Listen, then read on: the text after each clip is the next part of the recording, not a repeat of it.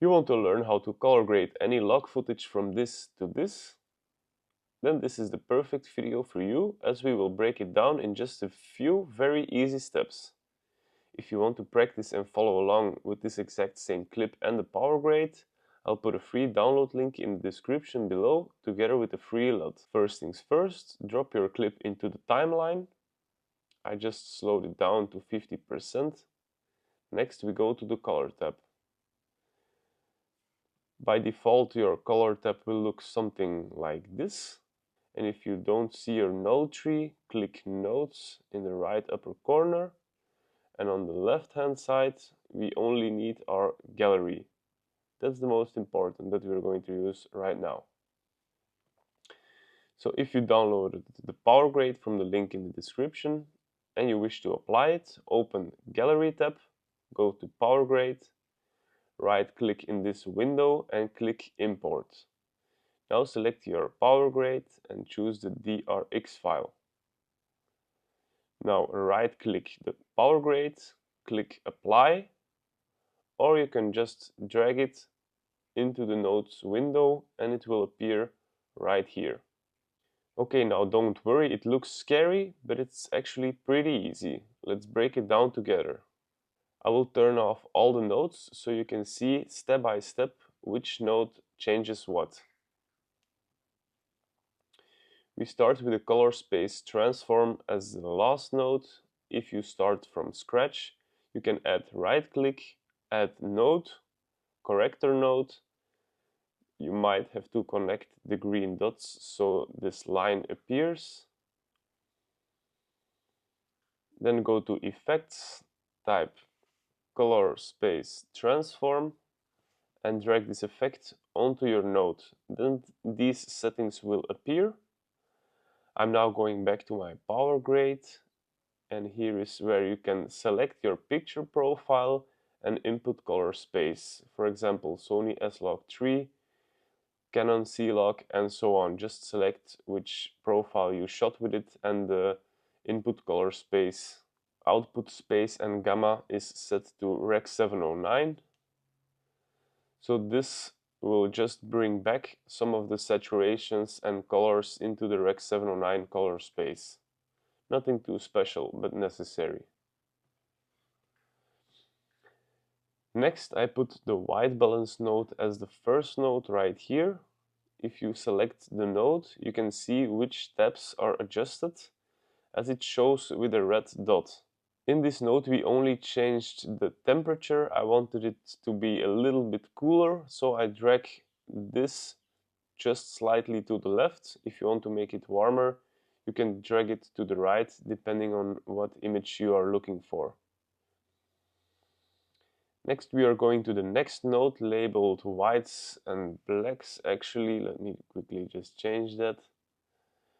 What we do here is bring the shadows down and bring the highlights up, and we are adding an S-curve. Okay, you are still here with me, still watching the video, so that's great. Stay with me, it's pretty easy. So we go to the color wheel step right here and we select the log wheels. It's just a little bit more precise than the color wheels. What I did here was drop the shadows just a little bit by dragging this wheel slightly to the left. This makes the shadows a little bit darker and a little bit more dramatic, which is what I like personally. So before, after, before and after. Next we are going to push the highlights slightly up by dragging this wheel slightly to the right. So here is the difference, before and after, before, after. We are also going to take a look at the midtones right here. So this is before, and I would like to push in a little bit of light blue cyan into the car.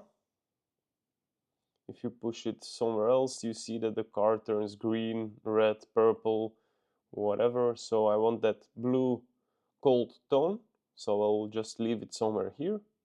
So that's before,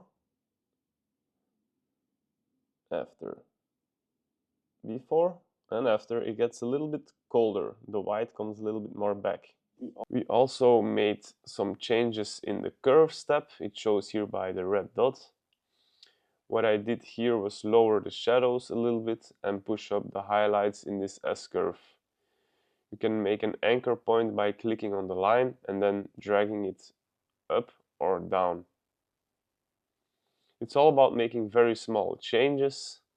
So here is the difference of the complete node before, after, before and after. Essentially, the diagonal line of the curves tool represents the range of brightness in your image. The bottom left is the darks, the top right represents the highlights, and in the middle is the midtone values. So now next we go to the next bloom node. I labeled it bloom node. This is an effect from Dehancer Pro, which is a third-party plugin. If you go to dehancer.com, you can check it out. I know it's pretty pricey, but you know you can. So here I have the bloom effect enabled. You can play around with the settings if you'd like. And this bloom effect gives like a glow around the highlights, making it a little bit more dreamy. Then we go to the very last node where we add some sharpening. Go to the blur tab, and here you find radius. Drag it slightly down to add some sharpening, but just make it subtle. If you overdo this, it looks pretty weird.